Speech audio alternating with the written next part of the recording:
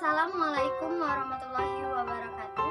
Perkenalkan, nama saya Seni Novitasari dari Universitas Tridinanti, Fakultas Keperguruan dan Ilmu Kependidikan, Program Studi Pendidikan Bahasa dan Sastra Indonesia. Baiklah, di sini saya akan memaparkan struktur fisik pada puisi. Struktur fisik puisi terbagi menjadi 6 tahapan. Yang pertama, perwajahan puisi atau disebut dengan tipografi. Yang kedua, diksi. Yang ketiga, imaji. Yang keempat, kata konkret. Yang kelima, gaya bahasa. Dan yang keenam, rima dan irama. Pertama kali yang kita bahas adalah struktur fisik puisi. Struktur fisik puisi adalah unsur pembangun puisi yang bersifat fisik atau nampak dalam bentuk susunan kata-katanya. Yang pertama, perwajahan puisi atau disebut dengan tipografi adalah bentuk puisi seperti halaman yang tidak dipenuhi kata-kata, tepi kanan kiri, pengaturan barisnya, hingga baris puisi yang tidak selalu dimulai dengan huruf kapital, diakhiri dengan tanda titik, sehingga hal-hal tersebut untuk menentukan pemaknaan dalam puisi. Yang kedua, diksi. Diksi merupakan pemilihan kata-kata yang dilakukan oleh penyair dalam puisinya. Yang ketiga, imaji. Imaji yaitu kata atau susunan kata-kata yang mengungkapkan pengalaman indrawi seperti penglihatan, pendengaran, dan perasaan. Yang keempat, kata konkret. Kata konkret merupakan kata yang ditangkap dengan indera yang memungkinkan munculnya imaji. Yang kelima, gaya bahasa. Gaya bahasa yaitu bahasa berkias yang dapat menghidupkan atau meningkatkan efek dan menimbulkan konotasi tertentu. Yang keenam, rima dan irama. Rima merupakan persamaan bunyi pada puisi baik di awal, tengah, dan akhir baris puisi. Sedangkan irama adalah lagu kalimat yang digunakan penyair dalam mengapresiasikan puisinya. Puisi penerimaan karya Chairil Anwar. Kalau kau mau kuterima kau kembali dengan sepenuh hati, aku masih tetap sendiri. Ku tahu kau bukan yang dulu lagi, bak kembang sari sudah terbagi. Jangan tunduk tentang aku dengan berani. Kalau kau mau kuterima kembali untukku sendiri, tapi sedang dengan cermin aku enggan berbagi.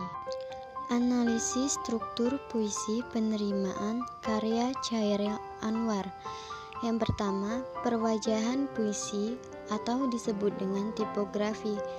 Pada puisi penerimaan Chairil Anwar memiliki 6 bait dengan pola 2-1-2-1.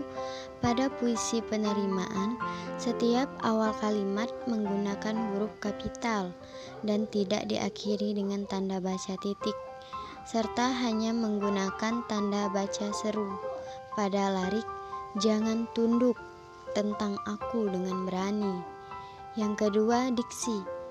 Dalam puisi penerimaan Chairil Anwar, pada puisi ini menggunakan kata-kata yang sederhana, namun maknanya mudah untuk dipahami. Dalam puisi tersebut terdapat kata yang memakai konotasi. Contohnya, kembang sari, wanita perawan atau keperawanan. Yang ketiga, imaji. Dalam puisi penerimaan Chairil Anwar tidak memunculkan suatu imaji, hanya saja puisi ini terdapat kelebihan yang mampu membuat pembaca merasakan apa yang dia rasakan. Dalam satu baris dapat digolongkan pada imaji, misalnya, bak kembang sari sudah terbagi. Pada baris ini, dia mengajak kita untuk membayangkan situasi kembang sari yang telah terbagi. Yang keempat, kata konkret. Pada puisi penerimaan Chairil Anwar terdapat kata konkret. Pada larik bak kembang sari sudah terbagi dan sedang dengan cermin aku enggan berbagi. Kata kembang identik dengan perempuan, sedangkan cermin sebagai alat pantul yang merefleksikan diri kita yang nyata. Dalam larik sedang dengan cermin aku enggan berbagi, pada larik itu menegaskan bahwa dirinya tak mau diduakan, bahkan dengan bayangan sekalipun. Yang kelima, gaya bahasa. Gaya bahasa yang digunakan, gaya bahasa personifikasi, yaitu gaya bahasa yang menggambarkan benda mati seolah-olah hidup. Contohnya pada larik dengan cermin aku enggan berbagi. Dan gaya bahasa perumpamaan, contohnya pada larik bak kembang sari sudah terbagi. Yang keenam, rima dan irama.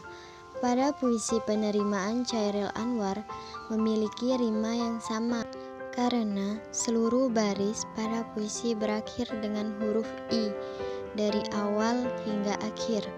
Sedangkan irama yang digunakan adalah irama yang menunjukkan keteguhan hati dalam mempertahankan suatu prinsip walaupun di dalamnya memberikan kesempatan harapan. Hanya itu saja yang dapat saya sampaikan. Kurang dan lebihnya saya mohon maaf. Kepada Allah saya mohon ampun. Semoga bermanfaat. Tetap jaga kesehatan. Wassalamualaikum warahmatullahi wabarakatuh.